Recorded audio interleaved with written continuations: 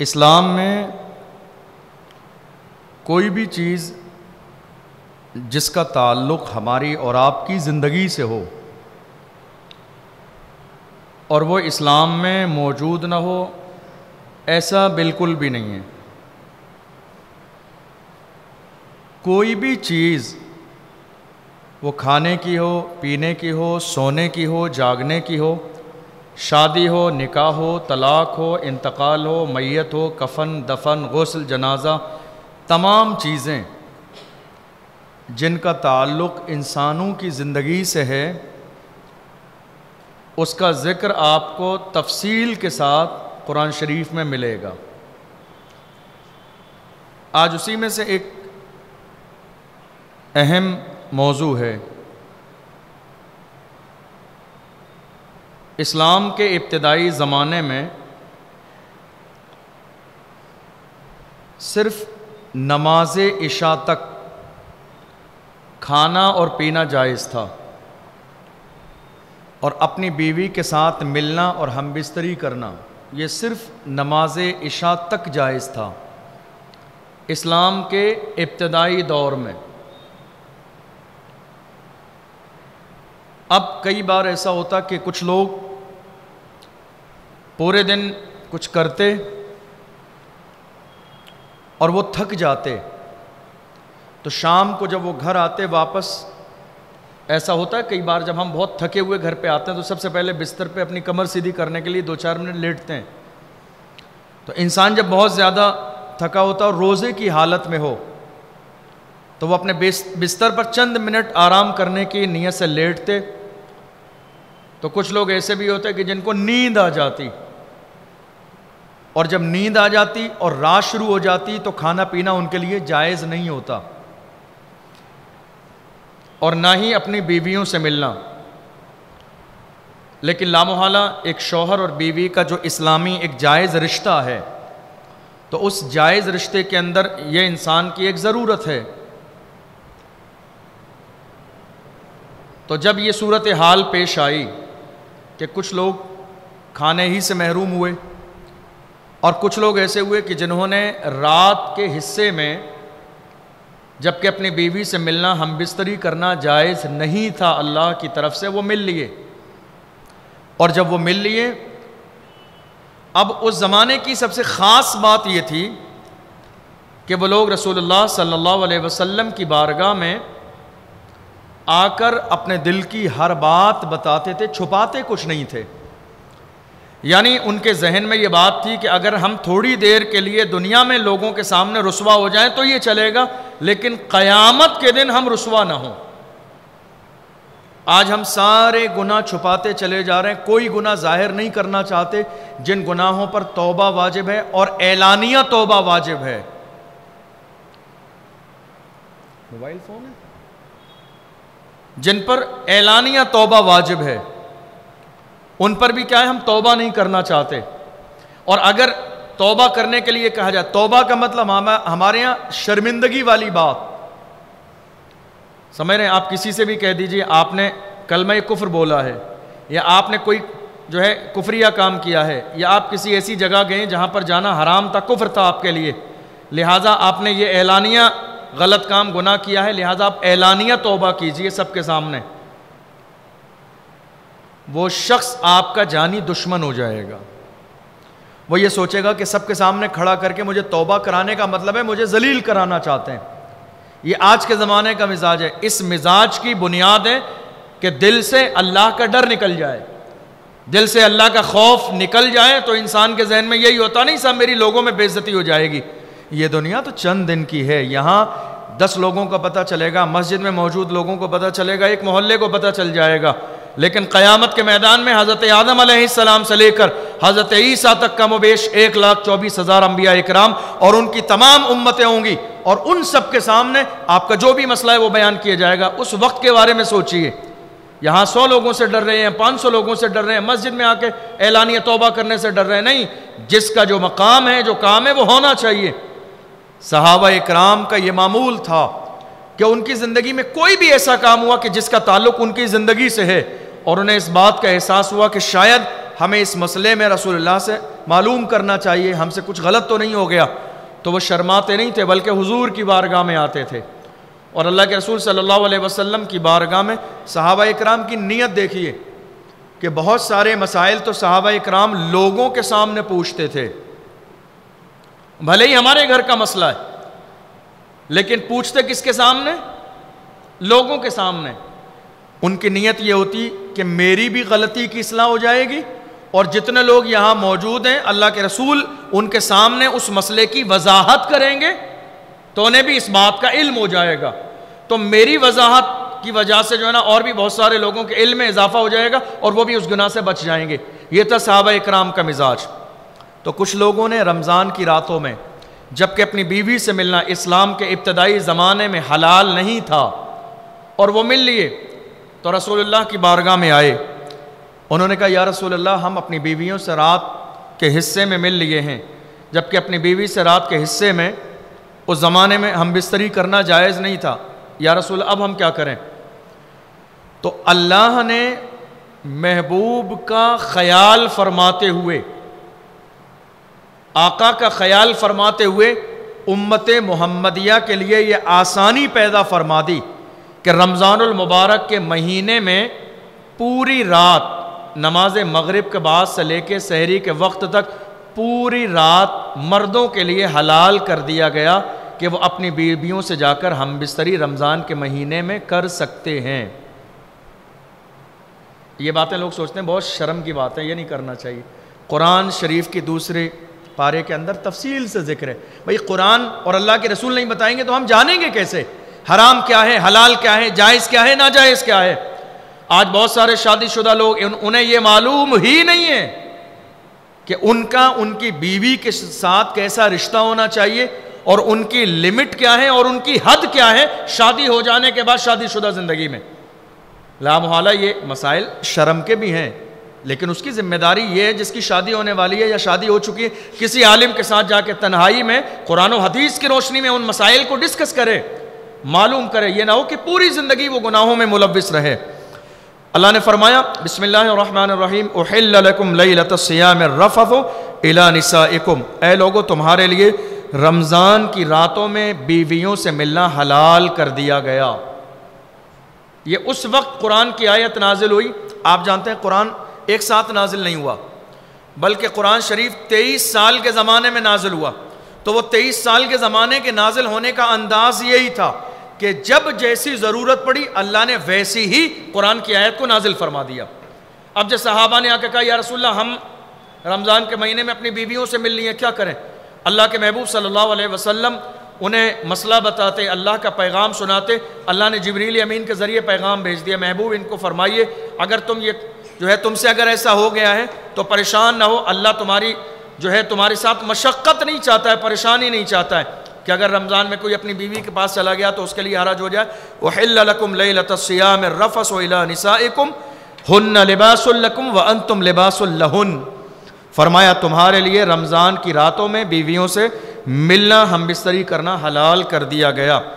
اس کے بعد فرمایا ہن لباس لکم وانتم لباس لہن، تمہاری بیویاں تمہارا لباس ہیں اور تم ان کا لباس ہو، تمہاری بیویاں تمہارا لباس ہیں اور تم ان کا لباس ہو۔ اس کے بہت سارے مطلب مفسرین نے نکالے۔ اس کا ایک مطلب یہ ہے کہ لباس کا کام ہوتا ہے چھپانا، لباس کا کیا کام ہوتا ہے؟ چھپانا۔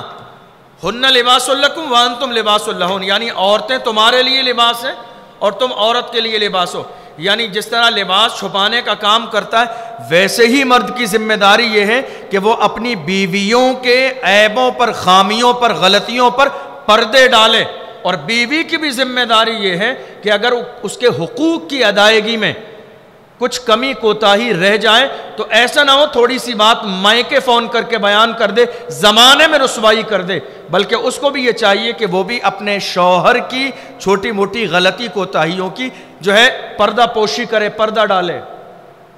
سنائیے گا یہ بیان اپنے گھر پہ لگا کے، خیریت ہوگی آپ لوگوں کے لیے۔ ہن لباس لکم وانتم لباس لہن، وہ تمہارے لیے لباس ہیں، تم ان کے لیے لباس ہو۔ لباس کا ایک کام ہوتا ہے جسم کو محفوظ رکھنا، ایک ہوتا ہے چھپانا، اور ایک دوسرے اینگل سے ہوتا ہے جسم کو محفوظ رکھنا، یعنی اس جسم پر گندگی نہ لگے، سردی نہ لگے، تمام طرح کی مصیبتوں پریشانیوں سے جسم کو بچایا جائے تاکہ کوئی حرج نہ ہو۔ اسی لیے کہا گیا کہ یہ دونوں ایک دوسرے کی حفاظت کا ذریعہ بنیں گے۔ ہن لباس لکم وانتم لباس لہن، وہ تمہارا لباس ہے اور تم ان کے لیے لباس ہو۔ علم اللہ انکم کنتم تختانون انفسکم فتاب علیکم وعفا عنکم، تو اللہ نے جان لیا ہے جو کچھ تم نے خیانت کی، یعنی رمضان کی رات میں جبکہ پابندی تھی تم اپنی بیویوں سے مل لیے ہو، اللہ کے علم میں ہے یہ بات، اللہ جانتا ہے اس بات کو، مگر اللہ نے تمہاری توبہ کو قبول کر لیا ہے۔ فتاب علیکم، اللہ نے تمہاری توبہ کو قبول کر لیا ہے، وعفا عنکم، اور اللہ نے تمہاری اس خطا کو درگزر فرما دیا ہے، اور اپنے محبوب کے صدقے میں رمضان کی پوری رات تمہارے لیے بیوی سے ملنا حلال کر دیا گیا ہے۔ فالآن باشروہن، تو اللہ فرماتا ہے فالآن باشروہن، تو اب تمہارے لیے یہ جائز ہے کہ تم اپنی بیویوں سے رمضان کی راتوں میں مل سکو۔ لیکن یہاں ایک مسئلہ اور بھی ہے، بہت سارے لوگ پوچھتے ہیں کہ ناپاکی کی حالت میں روزہ ہو جائے گا؟ ناپاکی کی حالت میں تو روزہ ہونے کا مطلب یہ ہے کہ نماز فجر سے پہلے آپ نے سحری کھائی حالت ناپاکی میں، یعنی اس وقت میں اگر آپ نے غسل نہیں کیا تو آپ کے روزے کی شروعات ہوتی ہے ناپاکی کی حالت میں۔ لیکن اگر آپ ایسا کرتے ہیں تو اس کا مطلب یہ ہوگا کہ آپ نے فجر کی نماز چھوڑ دی، تبھی تو ناپاکی، چونکہ روزہ وہیں سے شروع ہو رہا ہے، روزہ وہیں سے شروع ہو رہا ہے، اسی وقت سے جس وقت میں آپ کو غسل کرنا تھا، نہانا تھا۔ علماء کرام فرماتے ہیں کہ روزہ تو ہو جائے گا مگر ایسا کرنا مکروہ ہے، شریعت میں ناپسندیدہ عمل ہے کہ انسان اتنی دیر بیوی سے ملنے کے بعد ناپاک رہے کہ کوئی بھی فرض نماز کا وقت آئے اور گزر جائے۔ اس کا مطلب یہ ہوا کہ فجر کی نماز سے پہلے آپ سحری کھا کے روزے کی نیت کریں گے تو روزہ رکھنے کے بعد سب سے پہلی نماز جسٹ 15 منٹ کے بعد آپ کی کون سی پڑے گی؟ فجر کی نماز۔ تو اس کا مطلب یہ ہوا کہ آپ کو فجر سے پہلے غسل کسی بھی قیمت میں کرنا ہے۔ فالآن باشروہن، اللہ نے فرمایا تو اب تمہارے لیے یہ حلال کر دیا گیا کہ تم اپنی بیویوں سے ملو۔ وابتغوا ما کتب اللہ لکم، اور تم جو اللہ نے تمہارے لیے لکھ دیا ہے اس کو طلب کرو۔ اس کا مطلب جانتے ہو؟ اولاد، یعنی اب تمہارے لیے حلال کر دیا گیا بیوی سے ملنا، لیکن بیوی سے ملنے کی نیت تمہاری محض لذت حاصل کرنا نہ ہو، محض مزہ حاصل کرنا نہ ہو، بلکہ تمہاری نیت یہ ہو کہ اللہ اس کے ذریعے ہمیں نیک صالح اولاد عطا فرمائے۔ اس کے بعد فرمایا یہاں تک یہ بات مکمل ہو گئی، دوسری بات یہاں سے شروع ہو رہی ہے وَكُلُوا وَاشْرَبُوا حَتَّى يَتَبَيَّنَ لَكُمُ الْخَيْطُ الْأَبْيَضُ مِنَ الْخَيْطِ الْأَسْوَدِ مِنَ الْفَجْرِ ثُمَّ أَتِمُّوا الصِّيَامَ إِلَى اللَّيْلِ۔ تو ابھی تک تو صرف عورتوں سے رمضان کے مہینے میں ملنے والی بات تھی، یہ ایک حکم ہوا اللہ کا۔ دوسری جو بات تھی اس زمانے میں کہ مغرب سے لے کے عشاء تک سحری افطاری جو کچھ ہے کر لیجئے، اب پوری رات تمہارے لیے کھانا حلال نہیں ہوگا۔ ایک صحابی حضرت سرما بن قیس رضی اللہ عنہ بڑے محنتی تھے، مزدوری کیا کرتے تھے، پورے دن محنت کا کام کرتے۔ شام کو ایک دن جب وہ اپنے گھر آئے اور انہوں نے اپنی بیوی سے کھانا مانگا تو کھانا مانگنے کے بعد ان کی بیوی کھانا لینے کے لیے گئی اور کچھ تیار کرنا تھا کھانے میں، تو وہ کھانا بیوی تیار کرنے لگی، اتنے میں اتنی دیر میں یہ بستر پر لیٹے اور دن کے تھکے آ رہے تھے، انہیں نیند آ گئی۔ تو اب جب انہیں نیند آئی تو لامحالہ کہ وہ وقت چلا گیا کہ جس میں اللہ نے کھانا حلال رکھا تھا، تو اب یہ پوری رات بھوکے رہے اور رات میں اسی وقت میں جو ہے دوسرے دن کے روزے کی نیت کرنا تھی، نیت کی انہوں نے، اور دوسرے دن صبح میں پھر کام کرنے کے لیے چلے گئے۔ تو دوپہر میں جہاں یہ کام کر رہے تھے وہاں کام کرتے کرتے گر گئے، بے ہوش ہو گئے۔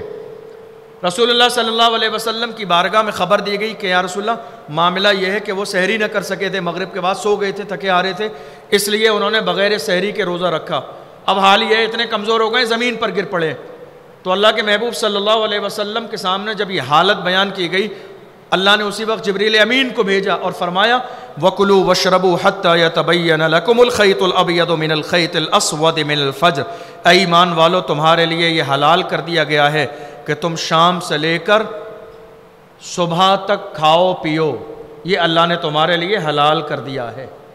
یعنی اب جب تک سحری کا وقت ہے مغرب کے بعد سے، یعنی غروب آفتاب سے لے کر فجر کا وقت شروع ہونے سے پہلے تک جو سحری کا مقررہ وقت ہے اس وقت تک تمہارے لیے کھانا پینا بھی حلال کر دیا گیا ہے اور تمہارے لیے بیویوں سے ملنا بھی حلال کر دیا گیا ہے۔ یعنی آپ یہ غور کیجئے کہ ہمارے زمانے میں تو مشقت ہے ہی نہیں، ہے کوئی مشقت؟ ہمارے زمانے میں نہ سحری میں، نہ افطار میں، نہ رات میں، نہ دن میں کوئی حرج اور مشقت نہیں ہے۔ مشقت اس زمانے میں ہوتی تھی جب کہ لوگ 2 دن بغیر سحری اور افطار کے روزہ رکھتے تھے۔ یہاں ایک بات اور بھی ہے، اللہ نے یہ آسانی فرمائی کس کے لیے؟ روزے والے کے لیے۔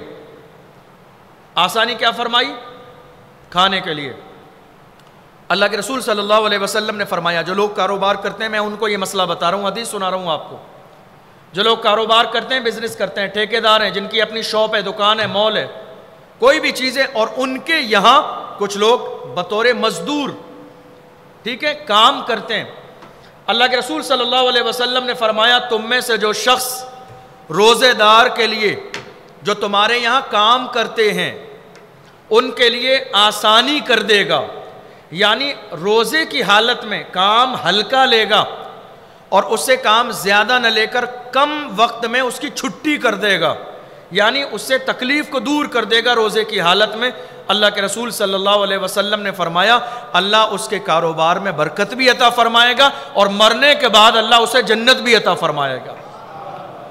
جو اپنے ماتحتوں میں، جو تمہارے نیچے تمہارے یہاں کام کرنے والے لوگ ہیں، روزے کی حالت میں اگر ان کے لیے آپ آسانی کر دیں، یعنی اس کا مطلب یہ ہوا کہ ظہر کا وقت آئے اس وقت بھی آپ 1 گھنٹے کے لیے چھٹی کر دیجئے کہ آرام سے جائیے، کپڑے بدلیے اور وضو کریے، نماز پڑھیے۔ یار یہ تو آپ کے لیے خوش قسمتی کی بات ہے کہ آپ کے یہاں کام کرنے والے لوگ بھی قرآن پڑھنے والے اور نماز پڑھنے والے ہیں، جو کہ نمازی جہاں رہتا ہے وہاں اللہ کی رحمتیں نازل ہوتی ہیں۔ قرآن پڑھنے والا اپنے ہاتھوں سے قرآن چھوتا ہے اور قرآن چھونے کے بعد میں پھر وہ جس چیز کو ہاتھ لگاتا ہے اللہ اس میں برکتیں نازل فرماتا ہے۔ تو یہ تو ہمارے لیے اچھی بات ہے کہ ہم ظہر میں اس کو نماز کا موقع دیں، اور نماز عصر کا مثال کے طور پہ 5:15 بجے یا 5:25 سے جماعت ہوتی ہے تو ہم 4:45 بجے اس کو چھوڑ دیں کہ اب آپ کی چھٹی ہے، جا کے آرام سے جو ہے آپ وضو کیجئے، عصر کی نماز پڑھیے اور عصر کے بعد اپنی فیملی کے لیے افطاری اور سحری کے جو بھی معاملات ہیں بازار سے لانے چیزیں وہ لانے کا کام کیجئے۔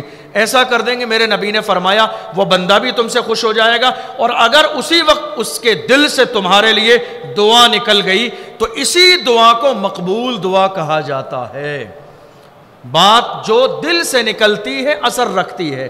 دعا کا یہ انداز نہیں آپ نے مجھ سے کہا حضرت دعاؤں میں یاد رکھنا، ٹھیک ہے صاحب آپ نے رسمی جملہ بول دیا، میں نے بھی کہہ دیا انشاءاللہ۔ دعا وہ ہے کہ ہم کسی کے ساتھ ایسا برتاؤ کریں، ایسا کام کریں، ایسا رویہ اختیار کریں کہ اس کو راضی ہو کر ہم سے اور ہمارے لیے دعا اس کے دل سے نکل جائے، اللہ آپ کی بیماری کو دور کرے، اللہ آپ کی پریشانی دور کرے، اللہ آپ کو کاروبار میں ترقی دے، اللہ آپ کو نیک صالح اولاد دے۔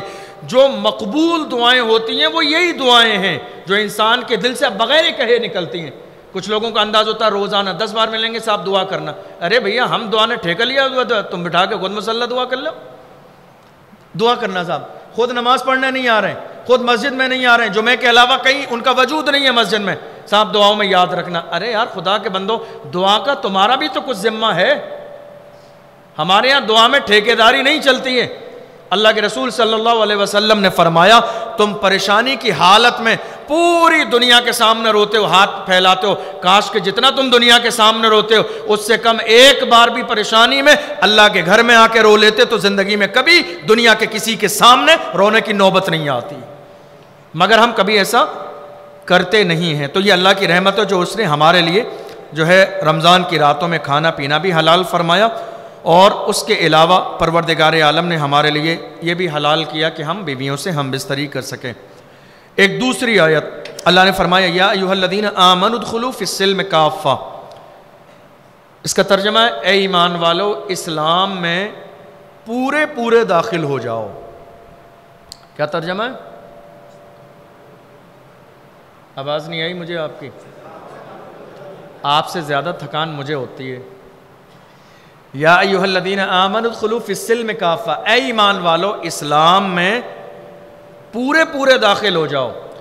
پورے پورے داخل ہونے کا مطلب بہت ہی سمپل ہے، اگر میں اس کی تفسیر کروں تو بہت لمبی تفسیر کی جا سکتی ہے، اور اگر کم جملوں میں سمجھنا چاہیں تو اس کا مطلب یہ ہے کہ اگر آپ اللہ کو ایک مانتے ہیں اور رسول اللہ صلی اللہ علیہ وسلم کو اللہ کا پیغمبر مانتے ہیں، اور آپ کہتے ہیں کہ ہمارے گلے میں رسول اللہ کی غلامی کا پٹا پڑا ہوا ہے اور ہم عاشق رسول ہیں، اس کا مطلب یہ ہے کہ جو اللہ اور اس کے رسول نے آپ کو دیا ہے اسے دل سے قبول کر لیجئے، دنیا ادھر سے ادھر ہو جائے لیکن رسول اللہ کی غلامی آپ کے ہاتھ سے جانی نہیں چاہیے۔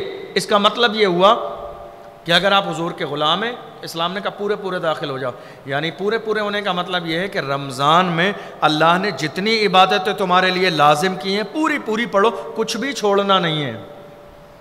آپ جانتے ہیں نماز کیا ہے؟ میں اگر آپ کو یہ کہوں یہ موبائل میرا ہے، آپ میں سے کسی شخص کو کہوں میرے قریب آئیے میں آپ کو موبائل تحفہ دینے لگا ہوں، تو موبائل تو ایک ہی ہے مگر ابھی ہنگامہ ہی ہو جانا ہے۔ ہمارے ہاں جو ہے لنگر شریف لینے کا بڑا ماحول ہے، لائنیں لگ جاتی ہیں، لنگر بانٹنے والے پریشان ہو جاتے ہیں۔ بہرحال اگر میں آپ سے کہوں یہ ایک موبائل ہے، میں آپ کو تحفہ دے رہا ہوں، آپ لیں گے یا نہیں لیں گے؟ ہاں، دینے کے بارے میں مت سوچنا، لینے کے لیے سب ہاں بالکل، آپ لیں گے۔ تحفہ لینا اور دینا سنت ہے۔ آپ تھوڑا سا مسکرا لیے، میں یہی چاہ رہا تھا۔ اب مسئلہ سمجھیے، تحفہ لینا اور دینا سنت ہے۔ ہمارے نبی نے تحفہ لیا بھی ہے، تحفہ دیا بھی ہے۔ تحفے کی کوئی قیمت نہیں ہوتی اور کوئی حیثیت نہیں ہوتی ہے، وہ بے قیمت ہوتا ہے، چاہے وہ اتنی چھوٹی عطر کی شیشی ہو یا بڑے سے بڑی چیز ہو، تحفہ تحفہ ہے۔ تحفے کے بارے میں فرمایا جب کوئی تمہیں تحفہ دے اور وہ چیز تمہارے پاس موجود بھی ہو لیکن پھر بھی اسے ایسے قبول کرو گویا کہ تم اسے پہلی بار دیکھ رہے ہو، یعنی اتنی خوشی سے قبول کرو کہ دینے والے کا دل خوش ہو جائے کہ نہیں صاحب ہم نے کوئی اچھی چیز دی ہے۔ یہ اور ٹاپک ہے، انشاءاللہ اس کو کبھی بیان کریں گے۔ دینے والا شخص جتنا بڑا ہوگا تحفے کی اہمیت ہماری نظر میں اتنی ہی زیادہ ہوگی۔ دینے والا شخص جتنا بڑا ہو، میں نے آپ کو تحفہ دیا، آپ رکھیں گے، کسی دوست احباب سے جا کے بتائیں گے شہر قاضی صاحب نے ہم کو تحفہ دیا تھا۔ اب یہیں پر کوئی اور بہت بڑے اعلی رسول، کوئی بزرگ عالم دین آ جائیں وہ دے دیں تو سبحان اللہ اور فخر کی بات ہے، ٹھیک ہے۔ اگر کسی کو سرکار غوث اعظم نے تحفہ دیا اس کی زندگی کی معراج ہو گئی، جسے غریب نواز نے تحفہ دیا اس کی زندگی کی تو معراج ہو گئی۔ آپ یہ دیکھیے نماز کیا ہے؟ نماز تحفہ ہے رسول اللہ کی طرف سے ایمان والوں کے لیے۔ نماز کیا ہے؟ تحفہ ہے۔ میرا تحفہ لینے کے لیے سر ہلا رہے ہو آپ؟ رسول اللہ نے جو تحفہ لا کے دیا، الصلاۃ معراج المومنین، نماز مومنوں کی معراج ہے۔ میری معراج یہ ہے کہ میں نے خدا کو دیکھا، تمہاری معراج یہ ہے کہ تم اپنی پیشانی اللہ کے سامنے رکھ دو، تمہارے اور خدا کے درمیان کوئی تیسرا نہیں ہوگا۔ الصلاۃ معراج المومنین، مومنوں کی معراج ہے نماز میں۔ تو یہ جو نماز ہے، نماز یہ تراویح جانتے ہو کیا ہے؟ تحفہ ہے، تحفہ۔ کس کا تحفہ؟ میرے نبی نے ہمیں یہ تحفہ عطا فرمایا۔ سمجھ رہے ہیں آپ؟ تراویح کس نے پڑھی؟ میرے نبی نے، پھر صحابہ نے پڑھی، اس کے بعد جماعت ہونے لگی، اور آج تک پوری امت میں 20 رکعت تراویح رائج ہے پوری دنیا میں۔ میں آپ سے ایک بات کہنا چاہ رہا ہوں، اگر آپ نماز تراویح نہیں پڑھنا چاہ رہے ہیں، اس کا مطلب جانتے ہو کیا ہے؟ اگر آپ تراویح نہیں پڑھنا چاہ رہے ہیں، اس کا مطلب یہ ہے کہ آپ قرآن شریف سننا نہیں چاہتے، اور کوئی مطلب نہیں اس بات کا۔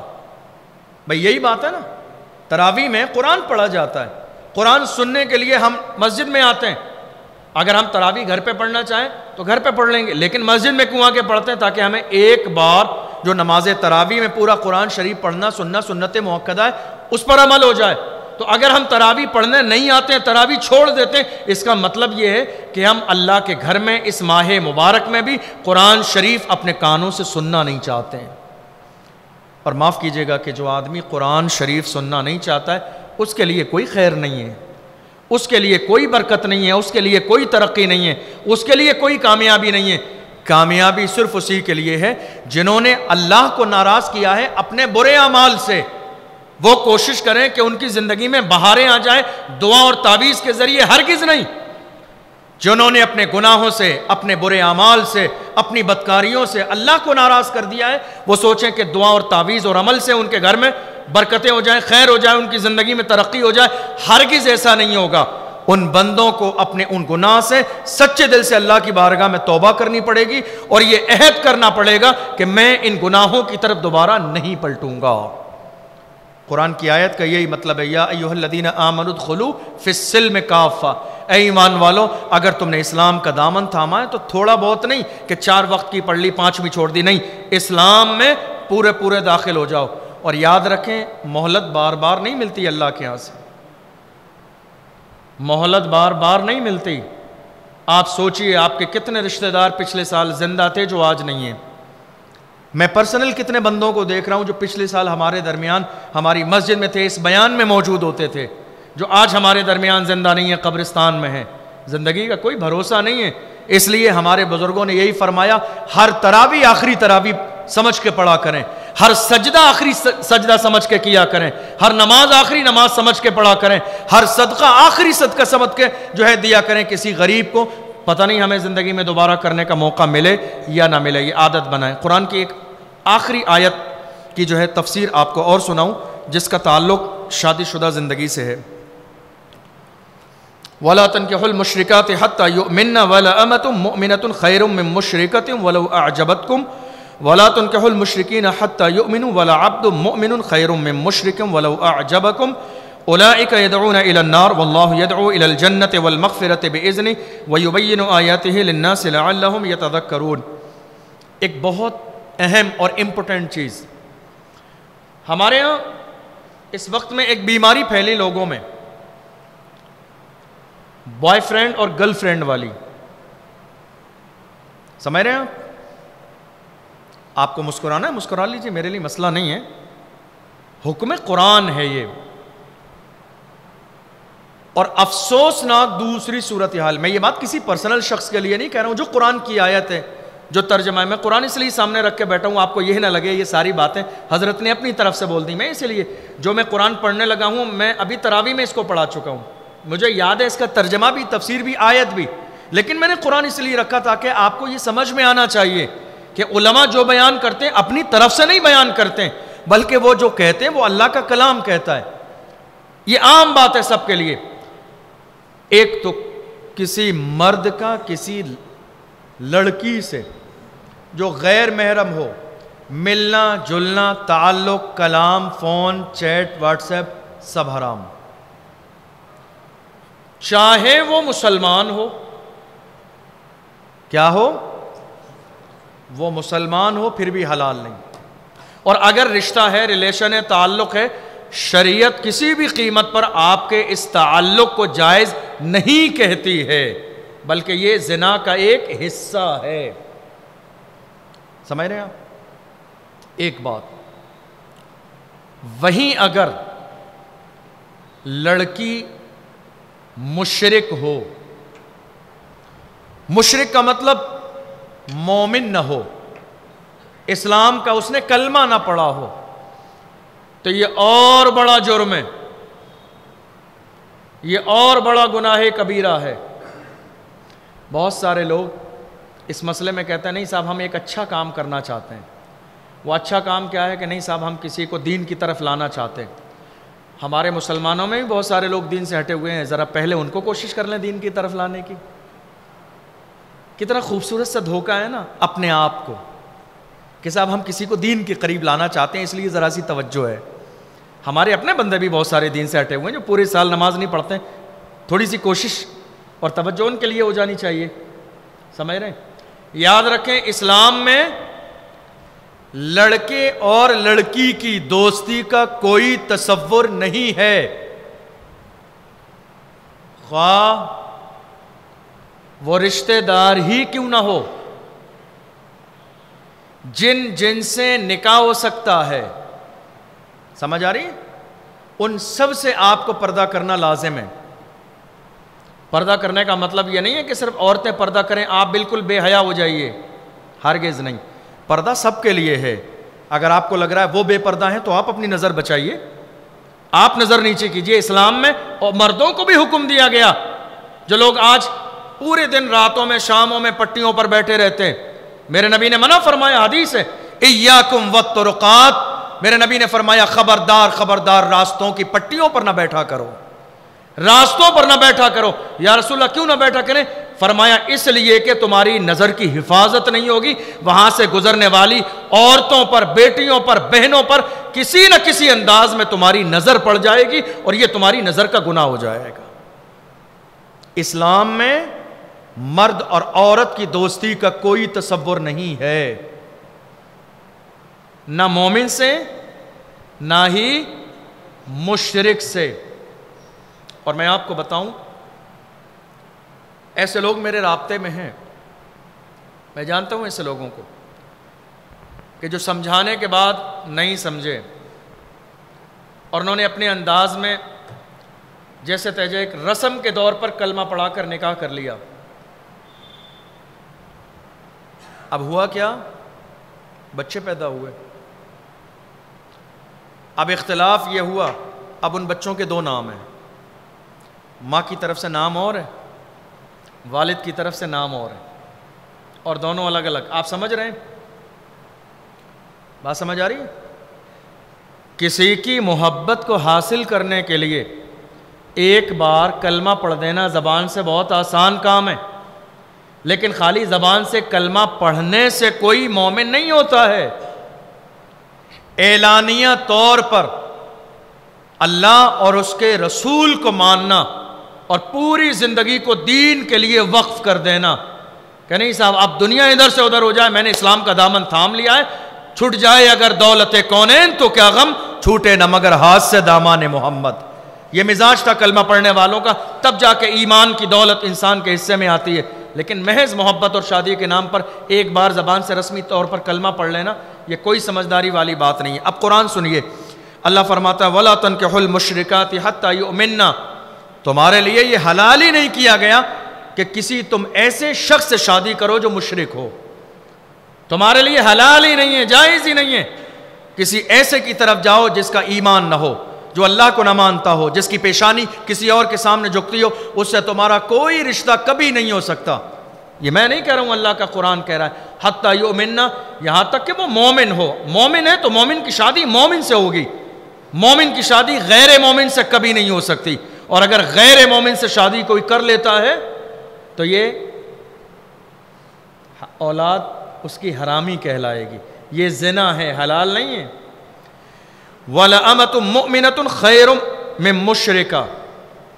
اب یہاں ایک بڑی باریک بات ہے اور ایک مثال دے کے سمجھایا گیا. فرمایا مومنہ باندی، یعنی عرب کے زمانے میں غلام اور باندیوں کا دور تھا کہ لوگ بیچے جاتے تھے، خریدے جاتے تھے. تو اگر آپ نے کوئی باندی یا غلام آپ کے پاس ہے، غلام ہے، غریب ہے، کوئی خاندان نہیں، کوئی بیک گراؤنڈ نہیں، کوئی پیسہ نہیں اس کے پاس، اور دوسری طرف ایک عورت ہے، بڑے خاندان کی ہے، حسن و جمال والی ہے، بہت پیسہ اس کے پاس، اللہ نے کیا فرمایا؟ وَلَأَمَةٌ مُؤْمِنَةٌ خَيْرٌ مِّن مُشْرِكَةٍ. فرمایا وہ غریب عورت جو غلام ہے وہ تمہارے لیے بہتر ہے ایک آزاد مشرک عورت سے. یعنی اگر شادی کرنے کی نوبت آ جاتی ہے تو مومن ہونا چاہیے، بھلے ہی وہ کالی ہو، گوری ہو، امیر ہو، غریب ہو، کوئی بھی ہو، ایمان سلامت ہے تو وہ مشرک عورت سے بہتر ہے کہ جس کا تم انتخاب کرنے لگے ہو. ایک بات. دوسری وَلَوْ أَعْجَبَتْكُمْ، اللہ نے فرمایا بھلے ہی تمہیں وہ پسند ہو جو مشرک ہے، بھلے ہی تم اس سے محبت کرتے ہو، بھلے ہی تم اس سے پیار کرتے ہو، لیکن انتخاب تمہارا یہ نہیں ہونا چاہیے. اگر تمہارا انتخاب یہ ہوتا ہے تو تمہارے ٹیسٹ کا پتہ چل جاتا ہے کہ تمہارا لیول کتنا ڈاؤن ہے، تمہارا معیار ایمان کے حوالے سے کتنا ڈاؤن ہے کہ تم مومن ہونے کے باوجود انتخاب وہ کر رہے ہو جس کو اللہ نے بھی منع کیا ہے، اللہ کے رسول نے بھی منع کیا ہے. ایک مثال. دوسری مثال میں فرمایا وَلَا تُنْكِحُوا الْمُشْرِكِينَ حَتَّى يُؤْمِنُوا. اب یہ گھر کے سرپرستوں کو خطاب کیا جا رہا ہے، اور نہ ہی اپنی بیٹیوں کا رشتہ ان سے کرو جو مشرک ہیں۔ وَلَا تُنْكِحُوا الْمُشْرِكِينَ حَتَّى يُؤْمِنُوا، یہاں تک کہ تمہیں یہ کنفرم ہو جائے کہ وہ ایمان والے ہیں۔ اپنے بیٹوں کا، اپنی بیٹیوں کا رشتہ ہرگز اس سے نہ کرو کہ جس کا ایمان سلامت نہ ہو، جو سچا مومن نہ ہو، جو پکا مومن نہ ہو، جس کے ایمان کا یقین کامل تمہیں نہ ہو، اس سے ہرگز اپنی اولاد کا رشتہ نہ کرو۔ وَلَعَبْدٌ مُؤْمِنٌ خَيْرٌ مِّن مُشْرِكٍ، فرمایا اور ایک غلام ایمان والا ایک آزاد مشرک سے بہتر ہے۔ یعنی وہ آزاد ہے، دولت ہے، مال حسین و جمیل ہے، وہ بہتر نہیں ہے۔ ایمان والا اگرچہ غلام ہو، خادم ہو، غریب ہو، وہ تمہارے لیے بہتر ہے۔ اس کے بعد اللہ نے فرمایا اولئک یدعون الی النار، یہ جو مشرک ہیں یہ تمہیں جہنم کی طرف بلا رہے ہیں۔ اولئک یدعون الی النار، یہ جہنم کی طرف بلا رہے ہیں۔ اللہ نے فرمایا واللہ یدعو الی الجنۃ والمغفرۃ باذنہ، اور اللہ اپنے حکم سے تمہیں جنت اور مغفرت کی طرف بلاتا ہے۔ یعنی یہ انداز ایسا ہے کہ کہاں ہم تمہیں عزت کی طرف بلا رہے ہیں اور تم ذلت کو قبول کر رہے ہو، اللہ تمہیں عزت اور مغفرت کی طرف بلاتا ہے۔ وَيُبَيِّنُ آيَاتِهِ لِلنَّاسِ لَعَلَّهُمْ يَتَذَكَّرُونَ، اور یہ آیتیں ہیں جو اللہ لوگوں کے لیے کھل کر بیان کرتا ہے تاکہ لوگ نصیحت حاصل کریں۔ وَيَسْأَلُونَكَ عَنِ الْمَحِيضِ، ایک آخری چھوٹی سی بات سنیے، حیض کے حوالے سے ایک مسئلہ بیان کیا جا رہا ہے، بہت سارے لوگوں کو یہ معلوم نہیں ہوتا۔ حیض کسے کہتے ہیں؟ حیض کہتے ہیں بالغ ہو جانے کے بعد ایک عورت کو مہینے میں جو ناپاکی آتی ہے اس کو کیا کہا جاتا ہے؟ حیض۔ اس کی مدت 3 دن ہے یا 7 دن ہے یا 10 دن ہے، اس سے زیادہ اگر ہو جائے تو پھر وہ بیماری ہے۔ حیض کی حالت میں عورت کو روزہ رکھنا جائز نہیں ہے۔ روزے کی حالت میں اگر حیض آ جائے یا نفاس آ جائے، نفاس کہتے ہیں بچے کی پیدائش کے بعد آنے والی ناپاکی کو، یہ دونوں صورتوں میں کوئی ہو جائے تو اب اس کا روزہ ٹوٹ گیا۔ ہاں لیکن دوپہر کے وقت میں ایسا ہوا ہے تو اس کے لیے حکم یہ ہے کہ وہ تنہائی میں اگر جا کے کھانا کھانا چاہتی تو کھا سکتی ہے، لیکن یہ عام طور پر نہ ہو، ٹھیک ہے۔ اب روزے کی قضا کرے گی، رمضان میں حیض آ گیا تو رمضان کے بعد روزے کی قضا کرے گی، نمازوں کی قضا اس پر واجب نہیں ہے، نماز وہ اسی وقت کی پڑھے گی۔ تو اب حیض کہتے ہیں مہینے میں عورت کو جو ناپاکی آتی ہے، ٹھیک ہے، 3 دن، 7 دن، 10 دن، اس کے حوالے سے اب مردوں کے لیے حکم کیا ہے؟ مردوں کے لیے حکم یہ ہے وَيَسْأَلُونَكَ عَنِ الْمَحِيضِ، اللہ اپنے محبوب سے خطاب فرما رہے ہیں، میرے محبوب یہ جو لوگ آ رہے ہیں آپ سے آنے کے بعد حیض کے بارے میں سوال کر رہے ہیں، کیا کر رہے ہیں؟ حیض کے بارے میں سوال کر رہے ہیں۔ قُلْ هُوَ أَذًى، اللہ فرماتا ہے میرے محبوب آپ اعلان فرما دیجئے وہ تو بالکل کھلی ہوئی ناپاکی ہے۔ وہ کیا ہے؟ ناپاکی ہے، اور یہ جو وقت ہے عورت کے لیے تکلیف کا وقت ہے۔ حیض کے ایام، حیض کے دن، حیض کے لمحات اور اوقات یہ تکلیف دہ ہوتے ہیں عورت کے لیے۔ فرمایا اب مردوں سے خطاب ہو رہا ہے فَاعْتَزِلُوا النِّسَاءَ فِي الْمَحِيضِ، تو تمہارے لیے لازم یہ ہے کہ حیض کے دنوں میں اپنی عورتوں سے دور ہو جاؤ۔ دور ہو جانے کا مطلب یہ نہیں ہے کہ آپ گھر بدل دو، دور ہو جانے کا مطلب یہ نہیں ہے کہ آپ روم بدل دو، دور ہو جانے کا مطلب یہ نہیں ہے سلام دعا بند کر دو، دور ہو جانے کا مطلب یہ نہیں ہے کہ آپ ان سے ملنا جلنا کھانا پینا بند کر دو، ہرگز نہیں۔ دور ہو جانے کا بس ایک مطلب ہے کہ آپ کو اس حالت میں اپنی بیوی سے ملنا نہیں ہے، ہم بستری نہیں کرنا ہے۔ فَاعْتَزِلُوا النِّسَاءَ فِي الْمَحِيضِ، بہت سارے لوگوں کو یہ معلوم نہیں ہے اور وہ ناپاکی کی حالت میں بھی اپنی بیویوں کے پاس چلے جاتے ہیں۔ قرآن کی یہی آیت ہے کہ جو حکم والی آیت ہے جس میں جو ہے روکا گیا مردوں کو فَاعْتَزِلُوا النِّسَاءَ فِي الْمَحِيضِ، جب عورتیں ناپاکی کے ایام سے گزر رہی ہو تو تمہارے لیے لازم ہے کہ تم دور ہو جاؤ۔ اب یہاں 2 لوگ تھے، ایک عرب والے لوگ اور ایک عیسائی لوگ اس زمانے میں۔ تو عرب والے لوگوں نے کیا کیا کہ انہوں نے اتنی دوری بنائی کہ گھر ہی بدل دیا۔ نہیں صاحب ایک الگ گھر بنائے, عورت جب ناپاک ہو اس گھر میں جا کے رہنا, ادھر نہیں آنا, دیکھنا نہیں, بالکل بھی. انہوں نے یہ طریقہ اختیار کیا. عیسائیوں نے کیا کیا, انہوں نے کہا کہ عورت جب ناپاکی کی حالت میں ہو تو عورت سے زیادہ ملاقات کرنی چاہیے. دونوں غلطی پر. جنہوں نے عورت کو گھر سے باہر نکال دیا وہ بھی غلطی پر, جنہوں نے اس جو ہے حالت میں عورت سے زیادہ ملاپ کیا, زیادہ ہم بستری کی, وہ بھی غلطی پر. اسلام درمیانی راستہ سکھاتا ہے. اسلام صراط مستقیم ہے, درمیانی راستہ ہے. نہ یہ کہا کہ عورت کو بالکل دور کر دو, گھر سے باہر نکال دو, اور نہ یہ کہا کہ بالکل عورت کے قریب چلے جاؤ. فرمایا بس تمہیں عورت سے ہم بستری نہیں کرنا اس حالت میں, اس کے علاوہ وہ آرام سے تمہارے گھر رہے, وہ کھانا بنائے, ساتھ میں کھا سکتے ہیں, سلام کلام کر سکتے ہیں, سب کچھ کر سکتے ہیں.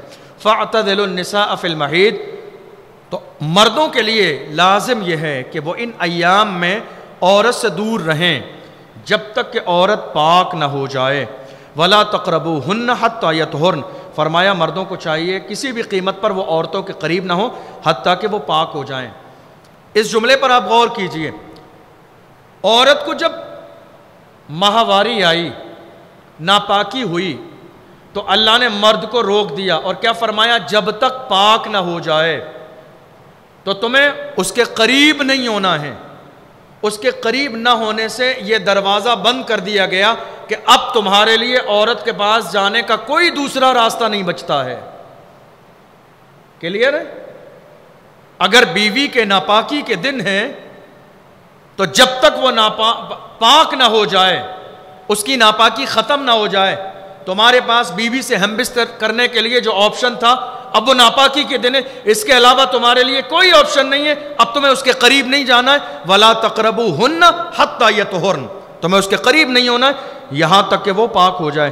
فَإِذَا تَطَهَّرْنَ فَأْتُوهُنَّ مِنْ حَيْثُ أَمَرَكُمُ اللَّهُ, تو جب وہ تمہاری عورتیں پاک ہو جائیں تو اللہ نے تمہیں حکم دیا ہے, اللہ نے تمہیں یہ اجازت دی ہے کہ تم ان سے آؤ اور ان سے ملاقات کر سکتے ہو. ان اللہ یحب التوابین ویحب المتطہرین, بے شک اللہ توبہ کرنے والوں کو اور پاکیزگی حاصل کرنے والوں کو پسند فرماتا ہے, محبت فرماتا ہے. نساؤکم حرث لکم فأتوا حرثکم انا شئتم وقدموا لانفسکم واتقوا اللہ واعلموا انکم ملاقوہ وبشر المؤمنین. فرمایا نساؤکم حرث لکم فأتوا حرثکم, عورتیں تمہارے لیے تمہاری کھیتیاں ہیں. نساؤکم حرث لکم, عورتیں تمہارے لیے تمہاری کھیتیاں ہیں. فَأْتُوا حَرْثَكُمْ أَنَّا شِئْتُمْ, تو تم جس طرح چاہو اپنی عورتوں کے پاس آ سکتے ہو, لیکن وَقَدِّمُوا لِأَنفُسِكُمْ, مگر اس سے پہلے کچھ بھلائی کا کام کر لو عورتوں کے پاس آنے سے پہلے. اس آیت سے بہت سارے مفسرین نے فرمایا عورتوں کے پاس آنے سے پہلے بھلائی کا کام کر لو. اس کا مطلب یہ ہے کہ عورتوں سے ملنے سے پہلے, ہم بستری سے پہلے آپ دعا کر لو. ایک دعا ہے باضابطہ. دعا کیا ہے؟ اے اللہ ہمیں شیطان سے بچا, اور اس ملاپ کے ذریعے جو حمل ٹھہرے اور اس حمل کے ذریعے جو اولاد پیدا ہو, اس اولاد کو بھی شیطان کے شر سے محفوظ فرما. بات سمجھ آ گئی؟ واتقوا اللہ, اور اللہ سے ڈرو. واعلموا انکم ملاقوہ, ڈرو اس بات سے چونکہ تمہیں اللہ سے ملنا ہے, تمہیں اللہ سے ملاقات کرنی ہے, ڈرو گناہ کرنے سے پہلے. وبشر المؤمنین, اور اے میرے محبوب آپ ایمان والوں کو بشارت دے دیجئے کہ قیامت کے دن اللہ کے بندوں کو اللہ سے ملنا ہے. تو یہ وہ آیتیں ہیں, یہ پورا قرآن, ایسی بہت ساری آیتیں, میں نے آپ کو کتنی, صرف 3 آیتیں سنائی ہیں پڑھ کر, اور اتنا وقت ہو گیا. یہ اگر ہماری پوری زندگی کا سب کچھ A to Z قرآن میں موجود ہے, مگر افسوس یہ ہے کہ ہم قرآن صرف قرآن خوانی کے طور پر بس پڑھ لیتے ہیں ثواب کے لیے, کبھی اس کو سمجھنا نہیں چاہتے ہیں. ہم سمجھ نہیں سکتے تو کم سے کم رمضان کے مہینے میں جہاں تفسیر کا درس ہوتا ہے, ہر مسلمان کی یہ کوشش ہونا چاہیے, یار اللہ نے قرآن ہمارے سمجھنے کے لیے نازل کیا, سال بھر پڑھتے ہیں, رمضان میں کم سے کم تھوڑا سا وقت نکال کے ہم بیٹھیں تاکہ پورا قرآن نہیں تو چند آیتیں ہی سمجھ لیں کہ اللہ نے ہم سے کیا خطاب فرمایا ہے. اللہ کی بارگاہ میں دعا ہے ہم نے جو سنا ہے اسے سمجھنے اور عمل کرنے کی توفیق عطا فرمائے.